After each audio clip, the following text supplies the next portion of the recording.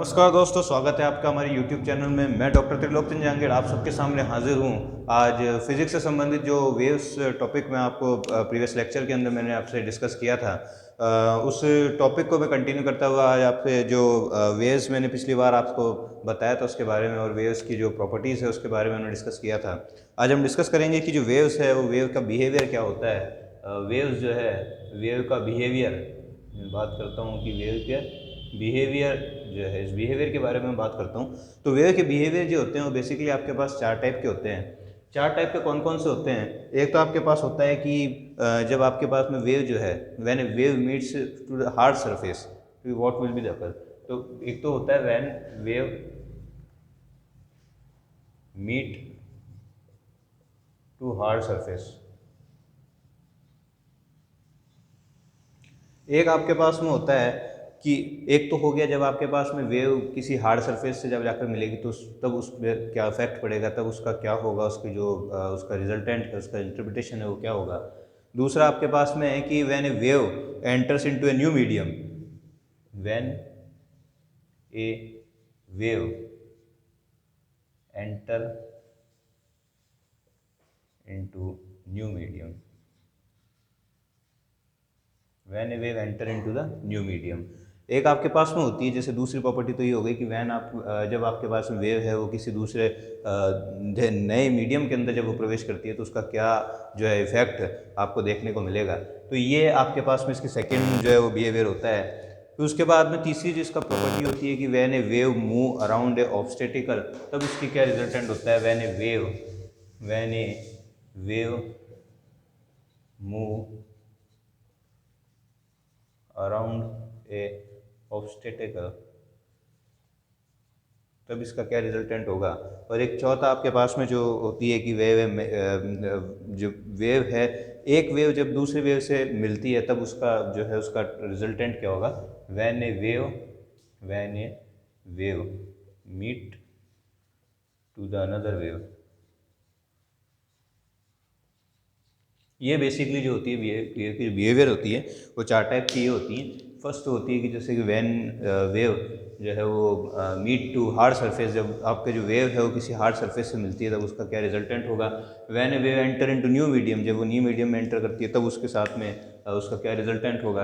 When a wave move around an obstetrical, तब उसके साथ में क्या उसका इंटरप्रिटेशन होगा। और जब when a wave meet to the another wave, तब उसका इंटरप्रिटेशन क्या होगा। तो हम एक एक चीज़ को जो है वो लेकर हम बात करेंगे कि क्या होती है, इनकी जो बिहेवियर है उसके बेस पे हम इनको क्या कहते हैं। तो सबसे पहले मैं आपको ये मैं लिखे रहने दूंगा, इसके साथ ही मैं आपको बता दूंगा। शॉर्ट रूप में हम बात करेंगे क्योंकि कंपटीशन की हम तैयारी कर रहे हैं, किसी स्कूल की हम तैयारी नहीं कर रहे हैं। कंपटीशन की तैयारी होती है वो शॉर्ट एंड स्वीट जितनी होती है वो के बाद बढ़िया रहती है, इसलिए हम शॉर्ट एंड स्वीट बात करेंगे, इससे ज़्यादा हम बात नहीं करेंगे। तो अब हम बात करते हैं व्हेन ए वेव मीट, जो फर्स्ट मैं प्रॉपर्टी के बारे में बात कर रहा हूँ। When a wave meet to the hard surface, when a wave meet to the hard surface, इसे आप क्या कहोगे।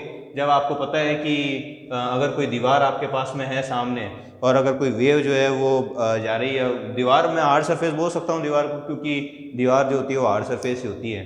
तो जब एक वेव किसी हार्ड सरफेस से टकराती है तब उसका क्या रिजल्टेंट होता है, शायद मुझे बताने की जरूरत नहीं है। ये अगर आपके पास में हार्ड सरफेस है तो हार्ड सरफेस है तो इतना तो आपको ही पता होगा कि हार्ड सरफेस है तो ये इसको पास करके तो जाएगी नहीं। अब इतनी तो किसी में हिम्मत नहीं होती कि भाई दीवार है, दीवार को तोड़ करके आर पार चल जाए। मूवियों की बात अलग है, देखो हम रियल लाइफ की बात करते हैं। रियल लाइफ में ऐसा कुछ नहीं हो सकता कि आप दीवार को तोड़ के आर पार चल जाओ, तो जब तक ये टूटेगा नहीं तब तक छूटेगा नहीं। तो ये जो है वेव अगर किसी हार्ड सरफेस से टकराती है तो अगर ये हार्ड सरफेस से टकराएगी तो ऐसा तो है नहीं इसके आर पार चल जाएगी, आर पार तो जाएगी नहीं। आर पार नहीं जाएगी तो फिर क्या होगा, टकरा के वापस यहीं पर ही आ जाएगी। तो ये चीज़ हमारे को एक तो ध्यान रखनी है कि वेव, मैं इस चीज़ की बात कर रहा हूँ, मैंने wave meet to the hard surface, ये मैंने हार्ड सरफेस लिया है, ये आपके पास में एक हार्ड सरफेस है और ये आपके पास में जो है वो वेव है। तो when wave meet to the hard surface, ये आपके पास में कोई वॉल मान लीजिए, आप ये वॉल मान लीजिए हार्ड सरफेस से मिलेगी तो क्या होगा, वापस ये टकरा करके वापस उसी डायरेक्शन में घूम जाएगी। तो इसमें आपको क्या ध्यान रखना है, ये चीज़ ध्यान रखिए कि when wave meet to the hard surface, not change is speed and not change its frequency, ना तो इसकी फ्रीक्वेंसी चेंज होगी ना इसकी स्पीड चेंज होगी। बस इसमें ये होगा कि इसमें थोड़े बस ये है कि इसके जो मूव्स हैं, इसके मूव्स जो हैं वो थोड़े बहुत फ्लिप्ट हो जाएं, बाकी तो इसमें कोई जो है वो नहीं होगा, डिफरेंस नहीं आएगा, ना इसकी स्पीड में कोई अंतर आएगा, ना इसकी फ्रीक्वेंसी में। आपसे क्वेश्चन इसी प्रकार से पूछा जाता है कि जब आपके पास में कोई वेव है किसी हार्ड सरफेस से अगर टकरा रही है तो उसका रिजल्टेंट क्या होगा, आपको ऑप्शन दे दी जाएंगे, स्पीड फ्रीक्वेंसी उसकी चेंज होगी नहीं होगी, स्पीड फ्रीक्वेंसी में जो है वो चेंज हो जाएगा, स्पीड फ्रीक्वेंसी मतलब ऐसा आपको ऑप्शन घुमा कर दे देंगे कि स्पीड फ्रीक्वेंसी को चेंज करते जाएंगे। तो आप ध्यान रखिए, ना तो इसकी स्पीड पर कोई फर्क पड़ता है ना इसकी फ्रीक्वेंसी पर कोई फर्क पड़ता है। अब बात आती है कि इस जो आपके जो फिनोमिना है, इस फिनोमिना को हम कहते क्या हैं। ये जो फिनोमिना है इसको हम एक नाम देते हैं जिसको आप रिफ्लेक्शन कहते हो, जिसे आप रिफ्लेक्शन कहते हो। ये चीज़ ध्यान रखिए।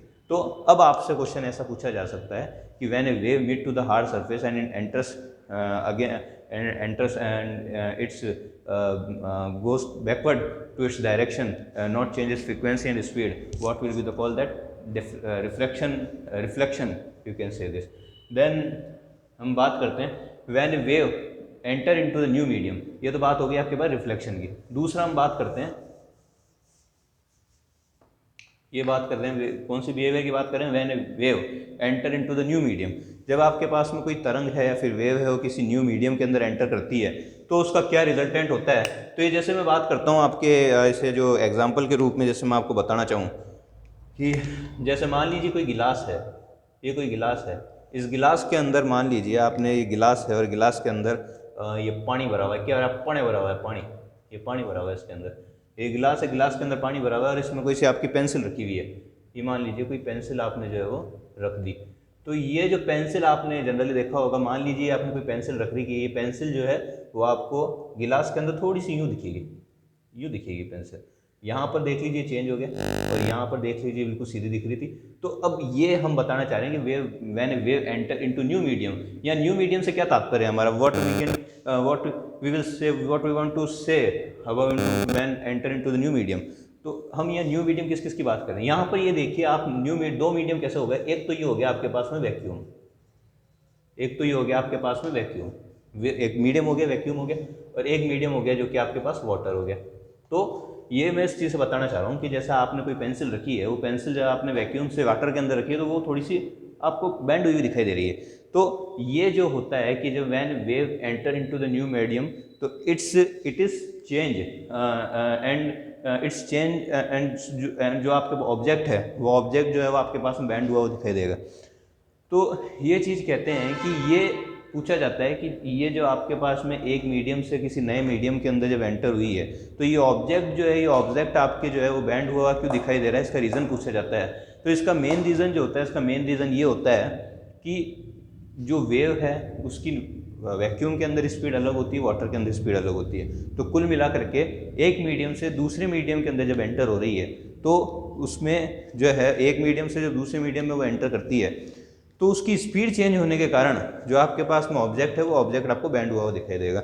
अब तीसरी बात ये आती है, आपको क्वेश्चन से पूछा जाएगा, आपको ये तो पता है कि when wave enter into the new medium the object is bend, ठीक है, आपको इतना तो पता रहेगा, लेकिन इसको हम कहते क्या है। तो जो फर्स्ट वाला था ये हमने क्या कहा था, रिफ्लेक्शन। फर्स्ट वाला जो था इसको हमने कहा था रिफ्लेक्शन, इसको हम कहते हैं रिफ्रैक्शन, इसको हम कहते हैं रिफ्रैक्शन। ये था आपके पास में रिफ्लेक्शन, इसको कहते हैं अपन रिफ्रैक्शन। तो when wave enter into the new medium this is called reflection. उसके बाद मैं बात करता हूँ आपके पास में when a wave move around a obstacle, when wave move around an obstacle. तो इससे हमारा क्या जो है तात्पर्य है बोलने का, हम इस क्यों कहना चाहते हैं, व्हाट वी वांट टू से when wave move around an obstacle. जैसे कि आप बात करिए कि कोई भी आपके पास में मान लीजिए आपके पास में कोई ऐसा स्मॉल ओपनिंग है, कोई सी स्मॉल ओपनिंग है, अगर यहाँ से आपके पास में कोई वेव जा रही है, मान लीजिए यहाँ से आपके पास में कोई वेव जा रही है, तो इस स्मॉल ओपनिंग के बाद में जो आपके पास वेव है वो इस ओपनिंग के बाद में वो आपके पास में चारों तरफ घूम जाएगी। एक तरह से मैं इसको आप बस एग्जांपल के रूप में बता रहा हूँ, या आपके सब जगह से घूम जाएगी, या तो आप ऐसे कह सकते हैं, या फिर आपके मान लीजिए कोई स्मॉल ओपनिंग है, यहाँ पर से अगर कोई वेव जा रही है तो ये वेव जो होगी वो आपके पास में पूरा जो है वो घूम जाएगी। तो इसलिए ऐसा कहा जाता है कि ये जो होती है when a wave move around an obstacle, तो ऑब्स्टेकल जो है हम इस चीज़ को कह रहे हैं, ये ऑब्स्टेकल, हम इसको कह रहे हैं ऑब्स्टेकल। तो यहाँ से जब एंटर करेगी तो आपके पास जो है उस ओपनिंग के चारों तरफ जो है वो एक वेव जो है वो घूम जाएगी। तो आपसे पूछा जाता है कि इस फिनोमिना को क्या कहते हैं। तो इसको जो कहते हैं वो, जिसको हमने पहले वाला जो था हमने रिफ्लेक्शन कहा था, इसको हम डिफ्रैक्शन कह देते हैं। इसको हम कह देंगे डिफ्रैक्शन। ये वाला जो था हमने इसको कहा था रिफ्लेक्शन। ठीक है, रिफ्लेक्शन हो गया, रिफ्रैक्शन हो गया, डिफ्रैक्शन हो गया। अब उसके मैं बात करता हूँ कि when a wave meet to the another wave. अब क्या होता है कि आपके पास में जो आप कहते हैं कि जब एक वेव, अब बहुत सी बार आपने देखा होगा कि जब एक वेव जो है वो दूसरे वेव से मिल जाती है तो उस फिनोमिना को जो है वो क्या कहा जाता है। तो इसको जो हम कहते हैं, आई थिंक इसे हम इंटरफेरेंस जो है वो कह देते हैं। तो इसके बारे में जैसे मैं बात करूँ आपके,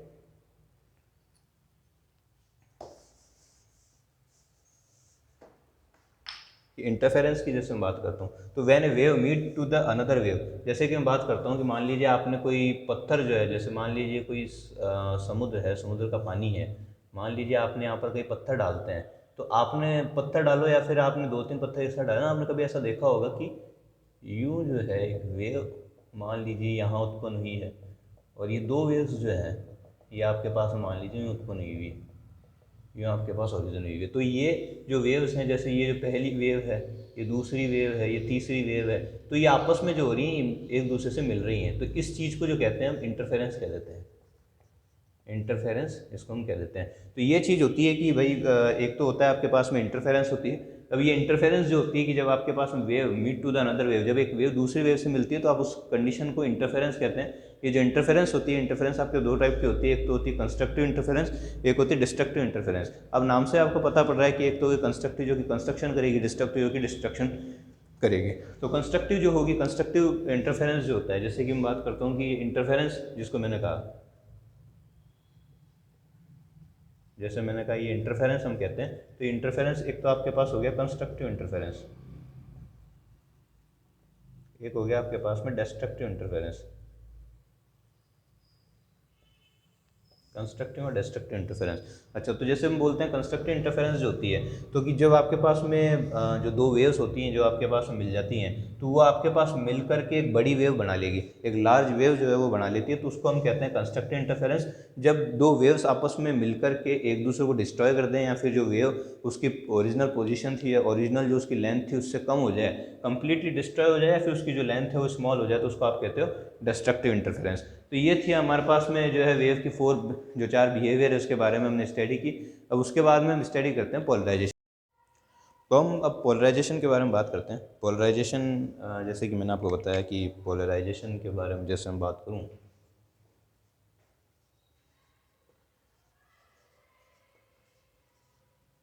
पोलराइजेशन के बारे में बात करता हूँ, जिसको आप हिंदी में ध्रुवीकरण भी कह सकते हैं। तो पोलराइजेशन के बारे में बात करूँ कि पोलराइजेशन होता क्या है। तो आपने देखा होगा कि पोलराइजर्स जो होते हैं वो मेनली, देखा तो क्या होगा, खैर आपने नहीं देखा होगा, जो मेरे जैसे फील्ड के व्यक्ति हैं जो मेडिकल लाइन से जुड़े हुए हैं या फिर ऐसे किसी लाइन से जुड़े हुए हैं जो कि एक्सरे से उनका पल्ला पड़ता है, तो वो जिन्होंने एक्सरे पढ़ा हुआ हो वो अच्छी तरह से जानते हैं कि आपके जो पोलराइज़र है वो क्यों लगाए जाते हैं। पोलराइज़र इसलिए लगाए जाते हैं ताकि जो आपके पास में जो वेव है वो वेव एक ही डायरेक्शन में जो है आपकी मूव कर सके। तो ऐसा कहा जाता है कि जो आपके पास में पोलराइजर्स है, वो पोलराइजर से ये ध्यान रखिए कि ये जो ग्रीन मार्कर है वो चल नहीं रहा है, आप ये ध्यान रखिए। ग्रीन मार्कर चलता भी नहीं है, आप ये ध्यान रखिए। उसके बाद मैं बात करूँ कि जो आपके पास में, मैं क्या बात कर रहा हूँ कि जो आपके पास में रेडिएशन लाइट जो होती है, वो रेडिएशन लाइट्स जो होती है, इन रेडिएशन लाइट्स को एक ही डायरेक्शन में मूव कराने के लिए जो है वो पोलराइजर्स लगाए जाते हैं, पोलराइजर्स लगाए जाते हैं। तो ये जो उन पोलराइजर्स का काम होता है, उन पोलराइज़र का ये जो फंक्शन है कि जो रेडिएटिंग लाइट है, रेडिएटिंग लाइट को केवल एक ही डायरेक्शन में मूव करने के लिए अलाउ करे, तो ये जो उनकी जो नेचर होती है, इस नेचर को हम जो है पोलराइजेशन जो है कह देते हैं। तो अब पोलराइजेशन को आप कैसे समझ सकते हैं, तो पोलराइजेशन को आप इस प्रकार समझ सकते हैं, जैसे कि मैं अगर सिंपल भाषा में आपको समझाना चाहूँ, मान लीजिए कोई टॉर्च आप जलाते हैं, मान लीजिए कोई टॉर्च आपने जलाई है, मान लेते हैं आपने कोई टॉर्च यहाँ पर जला दी, मान लेते हैं कि आपने कोई टॉर्च जो है वो जलाई है। अब इस टॉर्च से आपके पास में लाइट निकलेगी, ये लाइट जो है, ये लाइट आपके पास में जो है वो हर एक डायरेक्शन में मूव करेगी। तो अब मैं इसको आपको समझाने के लिए, हर एक डायरेक्शन में मूव कर रही है, तो इससे मैं समझाने के लिए आपके ऐसे बना सकता हूँ कि ये जो टॉर्च की लाइट है, वो टॉर्च की लाइट आपने जैसे यहाँ से टॉर्च डाली, ये मैंने आपके पास में डाल दिया टॉर्च, या फिर इसको आप लाइट सोर्स भी बोल सकते हो। ये आपके पास में हो गया लाइट सोर्स। ये लाइट सोर्स से आपने लाइट डाली, ये आपके हर एक डायरेक्शन में मूव करेगी, in every direction it will allowed every direction move, ये एवरी डायरेक्शन में आपके पास मूव करेगी। इसको आप कह देते हो नॉन पोलराइजर लाइट। अभी आप इसको कह दोगे नॉन पोलराइजर लाइट, इसको आप कह दोगे नॉन पोलराइजर लाइट। तो ये हर एक डायरेक्शन में आपके पास मूव कर रही है। अब ये क्या होगा कि ये जो है आपके पास में निकलने के बाद में हर एक डायरेक्शन में मूव कर रही है। अब हम इसमें से ले लेते हैं कि हॉरिजॉन्टल और वर्टिकल, ये दो डायरेक्शन में मूव कर रही है, तो हॉरिजॉन्टल और वर्टिकल। तो इसको आप कह दोगे कि हॉरिजॉन्टल एंड वर्टिकल डायरेक्शंस में जो है ये मूव कर रही है। ठीक है, ये आपके नॉन पोलराइजर लाइट हर एक डायरेक्शन में, मैंने ऐसे कहा कि ये आपके एवरी डायरेक्शन में मूव कर रही है, लेकिन जब इस डायरेक्शन में आप जाओगे तो इस लाइन के थ्रू आपके पास में हॉरिजॉन्टल वर्टिकल ही ये चल रही होगी। पूरी जगह अलग अलग रूप से मूव कर सकती है, लेकिन इस डायरेक्शन में हॉरिजॉन्टल वर्टिकल ही चल रही होगी। अब मैंने कहा कि मैंने एक पोलराइजर आपके पास में लगा दिया, मान लीजिए ये मैंने कोई आपके पोलराइजर जो है वो लगा दिया, ये मैंने आपके पास में कोई पोलराइजर यहाँ पर मैं लगा देता हूँ इसको आप कह दोगे फर्स्ट पोलराइजर। ठीक है, ये फर्स्ट पोलराइजर जैसा आपने लगा दिया, तो ये क्या करेगा, ये पोलराइजर जो आपके पास में होगा, तो जैसे मैं बता रहा हूँ आपको, ये जो पोलराइजर आपने लगाया, ये पोलराइजर क्या करेगा, आपके पास में जो वर्टिकल और हॉरिजॉन्टल डायरेक्शंस में जो आपके पास में वेव्स जा रही थी, उस वेव्स में से हॉरिजॉन्टल जो डायरेक्शन आपकी वेव्स है, जो हॉरिजॉन्टल वेव्स जो जा रही है, जो इसके परपेंडिकुलर, जो इसको क्रॉस नहीं कर सकती, देखिए इस यूँ अगर कोई ऑब्जेक्ट है तो यूँ तो कोई क्रॉस नहीं कर पाएगा, यूँ तो जो आपके पास क्रॉस कर जाएगी। तो इसलिए ये क्या करेगा, आपके पास में जो आपके पास वर्टिकल डायरेक्शंस की जो है, वर्टिकल डायरेक्शंस जो होगी, वर्टिकल डायरेक्शन को आपके पास में मूव करने देगा। तो ये आपके पास में क्या होगी कि जो वेव यहाँ से जा रही है, वो वेव आपके पास में, ये आपके पास में वर्टिकल डायरेक्शन वाली जो वेव होगी, ये आपके पास वर्टिकल डायरेक्शन की जो वेव्स हैं, ये मैं इस प्रकार, आप ये मत सोचिए कि वर्टिकल डायरेक्शन तो वैसे ये होगी, हॉरिजॉन्टल डायरेक्शन तो ये होगी, ये वर्टिकल डायरेक्शन वाली वेव्स जो है यहाँ पर से आपके वर्टिकल डायरेक्शन में निकल जाएगी। अब इसके बाद मैं कहूँगा कि आपके पास मान लीजिए आपने सेकंड पोलराइजर लगा रखा है, ये आप सेकंड पोलराइजर लगा देते हैं, ये आप सेकंड पोलराइजर लगा देते हैं, तो ये जो वर्टिकल डायरेक्शन में आपको मूव कर रही थी, ये सेकंड पोलराइजर में इसको लिख देता हूँ,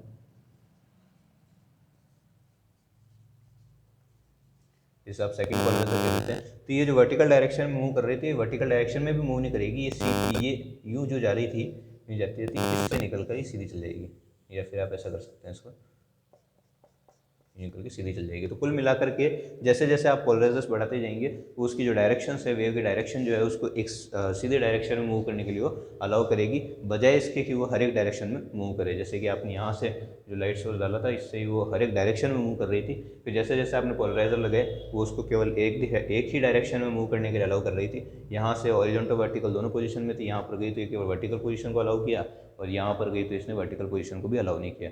यहाँ पर आपके पास में ये ध्यान रखिए, वर्टिकल जो डायरेक्शंस में मूव कर रही थी, वो वर्टिकल डायरेक्शन वाली को भी इसने अलाउ नहीं किया। तो इस प्रकार से आपके सीधे निकल गए। तो ये था आपके पोलराइजेशन का काम। आगे हम पढ़ेंगे रेजोनेंस का काम। अब ये जो आपके पास में रेजोनेंस वाली जो वीडियो है, वो रेजोनेंस वाली वीडियो हम आपके नेक्स्ट लेक्चर के अंदर कवर करेंगे।